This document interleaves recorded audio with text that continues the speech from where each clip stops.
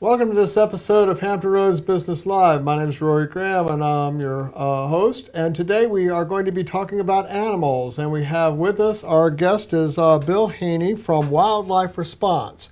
Welcome. Good to be here.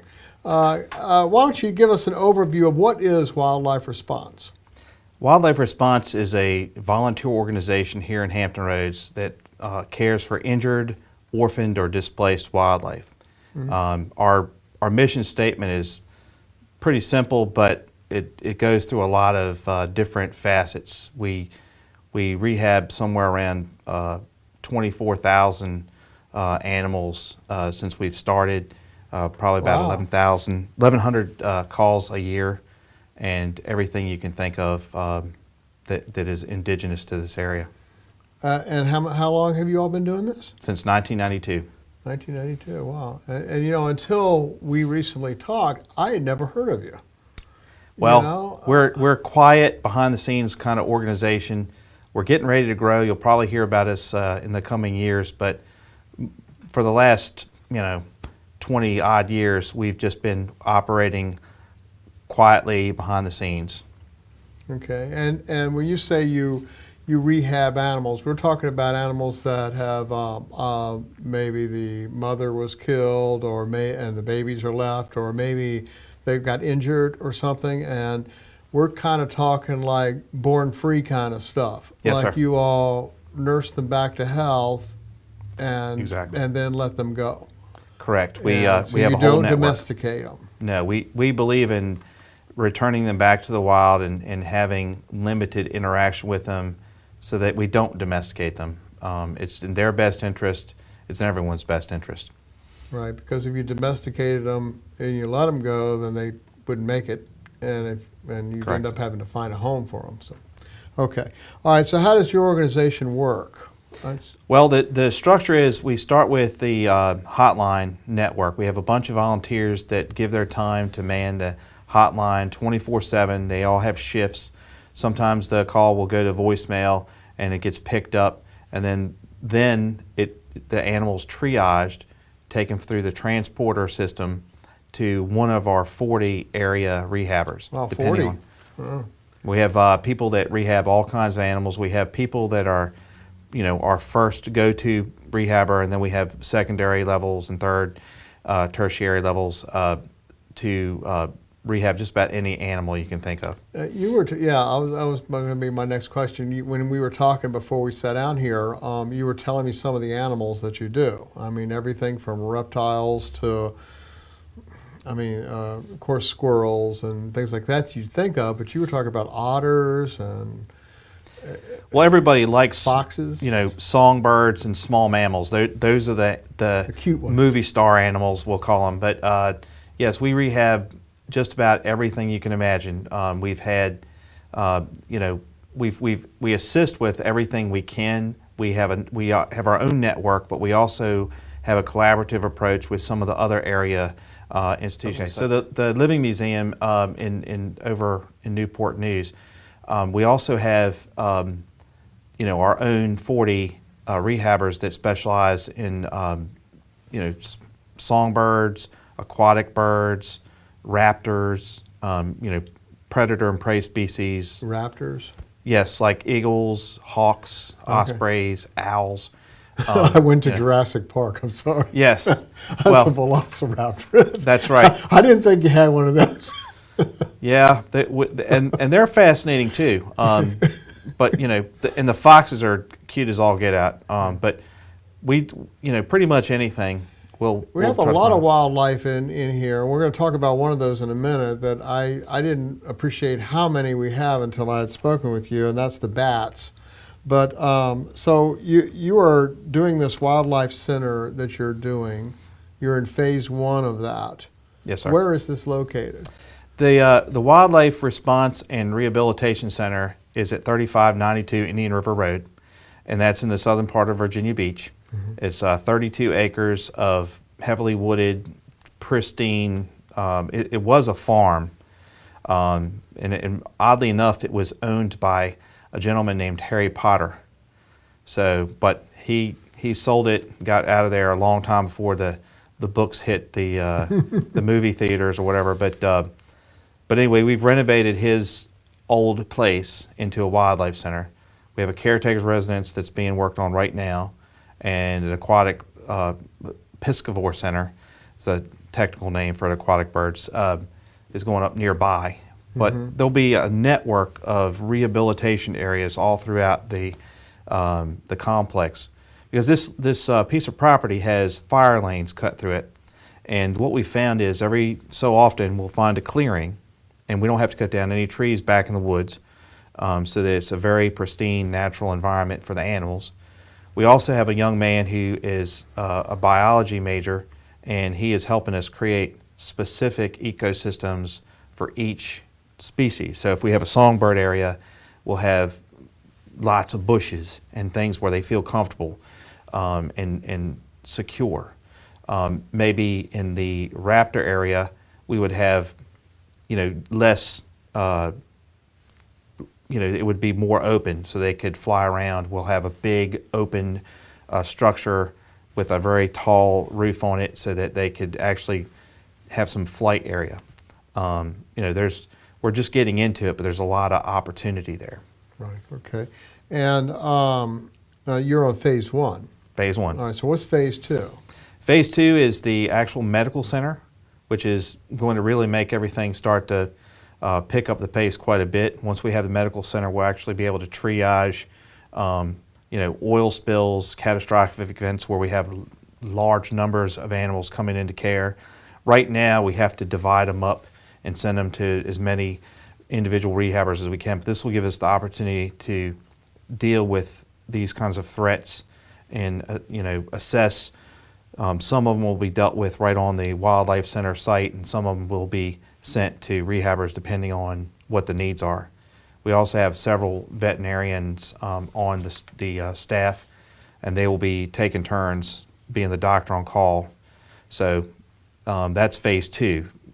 Plus, we'll also create a couple of additional wildlife areas back in the wooded areas. Phase 3, we're going to have a training facility set up so that we can have training seminars on site and things of that nature. It'll be a good multi-purpose building for us as well. So we're calling it our admin building. Okay, so is all this progressing on schedule? We got behind schedule initially because of a bat. There was we went to do some demolition. How ironic. Yes, it was an endangered species bat too, and this bat held up our construction for 8 months. We waited for him to vacate the house, and he just wouldn't. So we had to basically work around him. And we talked with some people early on from the state Virginia Department of Game and Fisheries. They gave us specific instructions on what to do, which included building a bat tower. And when they first said it, I thought we were going to build like a birdhouse kind of thing that you could build in a shop. But after we met with them, it became apparent that they were going to require this massive concrete masonry unit cinder block structure, 5 feet square, 14 feet high. And it's all reinforced masonry so that we feel like it would probably do pretty well in a hurricane. It's a massive structure, but what it does is it emulates a hollow tree, and that's what the Raffin-esque bat, that's their natural habitat. But of course, not many hollow trees around anymore. Most of them get bulldozed with development and so forth. But we've built these 2 bat towers out now, so we have those as well, and we're exploring bat conservancy as well as part of our program. Okay, and that's what when you and I were talking on the phone, I didn't realize that we have as many bats as we do in Virginia Beach area. Raffin-esque bats are protected because they're endangered in the state of Virginia, but we have lots of bats, other kinds of bats, small brown bats, large brown bats. The small brown bat, for instance, a recent study indicates that it can eat up to 3,000 flying insects every night. So if you do the math, a small colony of them can do a lot of damage to mosquito populations. So they've become one of my favorite animals because nobody likes mosquitoes, but they're very important also because they don't just keep insect pest species down. the larger brown bats also attack a lot of agricultural pests, things that decimate crops.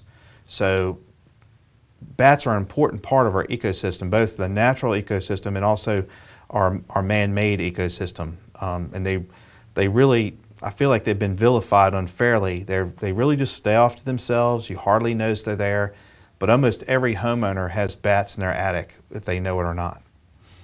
Okay, and they're generally not people attacking things. No.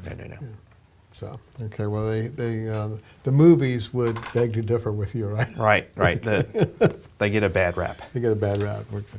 All right. So, when this center does open, when do you project that to be? Do you have a projection for that? Yes, we're going to probably be open in the spring. At the close of phase 1, we will be operational. Mm-hmm. We will still, the caretaker's residence will serve a number of functions at the beginning. It'll be like a little Swiss Army knife. We'll triage animals there, we'll treat some animals there, but on a smaller scale. Then when the medical center becomes operational in phase 2, then we can really open up our operation. It'll become, 10 times more effective at that point. Okay. You mentioned you have 40 rehabbers, you call them? Yes, sir. Okay. And these are people who take in a variety of different type of animals at their homes. That's right. Okay. All of our rehabbers are volunteer. We don't have any paid staff, and they are all over Hampton Roads. A lot of them are in Virginia Beach. I would say over half of our rehabbers are in Virginia Beach, but we have rehabbers all over. We have them on the Eastern Shore, on the peninsula, all over. And they're a very close-knit group. They all know each other. And the hotline creates a network between them. And if somebody's sick or somebody's having a hard time, somebody else will step up. And they just love animals. They're the nicest people. They have the biggest hearts. They're just really doing a huge service that really goes unnoticed, largely. Okay, and now you are, this facility is a green facility. You're very big on that, and that's kind of also out of necessity too. That's right. Okay, you want to tell us a little bit? Sure. I'm an architect, and of course, all of the architectural community is really, exploring, voraciously exploring sustainable architecture, sustainable building. What can we do to reduce our carbon footprint, et cetera, et cetera. However, in our case, even though we would do that anyway, because it's perfectly parallel with our mission statement, and it's good for ecology and so forth, also out of a sense of necessity, we've been forced to engage in green practices. For instance, because money is tight in this economy, we've salvaged building materials from a lot of different sources. Some of my architectural projects, for a large one, for instance, that we did for the Culinary Institute of Virginia, we had 10 or 12,000 square feet of high-end commercial space, and it was all less than 2 years old, but it all had to go. All that ceiling tile, all that carpet tile, all those accessible plumbing fixtures, all those light fixtures, and there were some really neat light fixtures. They weren't just 2x4 fluorescent troffers. There were very high-end track lights and can lights and so all these things were going to go right in the dumpster. But we saved them. We have them stored in warehouses. I do some custom residential, so some of my higher-end clients want to renovate. The stuff we're taking out of their house was going to go in the dumpster, but again, very high-end material. So we You've been saved able it to all. also use solar power? We have no water or sewer from the city out at the site. We have a well system and we have a septic tank system. And if you can imagine the cost of taking electrical back through 32 acres of woods, it's prohibitively expensive. So, what we've done is we've created a system of towers where we have rain barrels and solar collection arrays, and those will provide the small amount of electricity for lighting and so forth, and water for cleaning cages, for water for the animals, etc. and we can put those wherever we want them. And it costs us about, the structure itself costs about $250 worth of materials to build. And then, we either buy or get donated the rain barrels and the solar arrays. And, so at a fraction of the cost, and we're also being green. Mm-hmm. Okay, cool.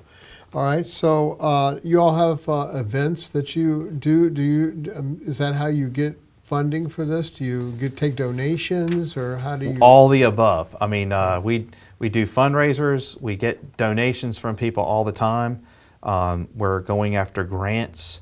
We're working with other groups, a large group that I know you've heard of, but I can't tell you because we're still in negotiations with them. We may be collaborating with them. That would be another income stream. So between the donations, the donated material, and the donated labor, that's another thing. People are really excited about this wildlife center. We have a lot of people who are helping us. And, I come from a service background. I was in the JCs, and when I was in college, I was in a service fraternity. And we would have these big all-day volunteer days. And they were a lot of fun. Once you get these things started, you find that the same people are coming over and over again because they have fun. They enjoy doing these things, and it makes you feel good. You feel like you did something worthwhile, and that's what we're getting started now. We're now finally at a point where we can release these floodgates of things. We've had all these ideas, and we haven't been able to engage them for a couple years because things were held up or whatever. And now that all the impediments to our progress are out of the way, now we're finally realizing the potential. And we've had a lot of time to plan this. The lease with the city, it took about a year to get the lease finalized. So we've been sitting on our hands waiting for this to finally move forward. Okay. All right. Well, is there anything we haven't talked about this that you'd like to mention? No, I think that pretty much covers it. Okay. We do have some events coming up. Okay, yeah, all right. Well, what events do you have coming up? December 8th, we have training at First Landing State Park. A lot of our rehabbers will go to this. They have continuing education requirements for every year. They have to have so many continuing education units. So we'll have 3 different seminars going on December 8th, and that's at First Landing State Park. Then on December 14th, we'll have a design shred at the Broad Bay Country Club. The design shred is an opportunity for people who are interested in whatever's up next to have some input in that. In this case, we'll be refining the designs for small mammals and songbirds. So those people who have an interest in that are invited to come over to our design shred, provide input, and then all that input will be put together in the final design. We also have an orientation for new members and volunteers, tentatively scheduled for January 8th at Pembroke 4. And then in January 26th, of course, we'll have our annual members meeting at First Landing State Park. And we'll be going over the year in review at that, basically. And then immediately following that, we begin our community outreach events. We've got dozens of those. We'll be sending out information on those. Okay, and so you're always looking for volunteers. Always. And you're always looking for donations. Always. And we can use anybody. I mean, just because you don't rehab animals doesn't mean that we can't find something for you to do that you would enjoy. I mean, we've got all the aspects of any other organization, such as fundraising, public relations. We have an internet site. We have all these other things that any other business would have. And we need people to help us with those facets of our organization as well. Okay. All right. Well, if you would like to volunteer, it's a very worthy cause. Maybe you're an animal lover and would like to help out. This is one cause that you could certainly get involved with. They need help at every possible position. Also, if you would like to just donate, I'm sure they can help you do that too. So you can reach Bill at the contact information at the end of this video and at the bottom of this page, and check out the Wildlife Response Incorporated and see how you can help and how you can help them do a very important job that we all can respect. So I appreciate you coming in. I wish you all a lot of success. Thank you. Thank you for having me. Thank you very much. All right. Appreciate it.